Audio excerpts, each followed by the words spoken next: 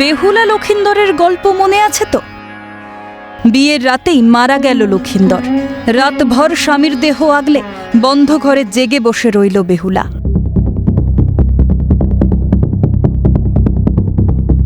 মনসামঙ্গলের অতি পাঠিত সেই গল্পের ছায়া যেন দেখা গেল মঙ্গলবার সকালে উত্তর ২৪ পরগনার ঘোলা থানা এলাকার নবপল্লীতে।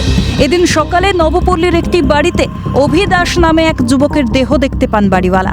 তার চেঁচামেচিতেই লোক জড়ো হয়। খবর দেওয়া হয় ঘোলা থানায়। স্থানীয় বাসিন্দা সূত্রে খবর, বাড়ি থেকে পালিয়ে সোমবার বিয়ে করেন অভি দাস এবং বিউটি রায়। নবপরিণীতাকে নিয়ে রাতে তার বন্ধুর ওই ভাড়া করা ঘরে দুজনে উঠেছিলেন। বিয়ের রাতেই বাড়ি ফিরে যাওয়া নিয়ে নাকি নবদম্পতির মধ্যে বাতানুবাদ হয় বলে দাবি তাদের।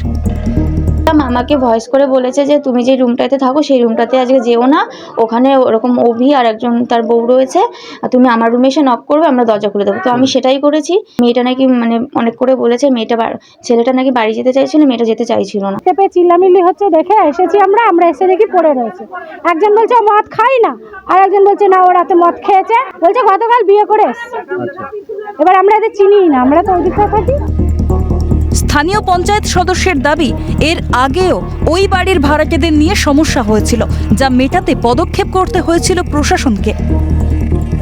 কালকে রাত্রিরে হট করে ভাড়া, আমরাও জানি না এখানে ভাড়া দেওয়া হয়েছে।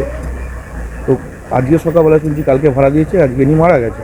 কিন্তু আমরা এই বাড়িকে আগেও বলেছিলাম যে এরকম ছোটোখাটো অশান্তি হতো, আমরা অনেকবার এসেছি, জায়গাগুলো মিটিয়েছি। কিন্তু এরকম ইনসিডেন্ট একটা ঘটে গেছে, প্রশাসন এসছে, প্রশাসনের মতন কাজ করবে, প্রশাসন যেটা ঠিক মনে করবে সেই ব্যবস্থাই। ঘোলা থানার পুলিশ দেহ উদ্ধার করে ময়নাতদন্তে পাঠায়। এটা খুন নাকি আত্মহত্যা নাকি নিছকে দুর্ঘটনা তা জানতে তদন্ত শুরু হয়েছে। বিয়ের রাতেই নতুন বরের অস্বাভাবিক মৃত্যু। ঘরে তখন উপস্থিত বলতে শুধু তার নবপরিণীতা। স্বভাবতই সন্দেহের কাঁটা তো ঘুরবেই স্ত্রীর দিকে।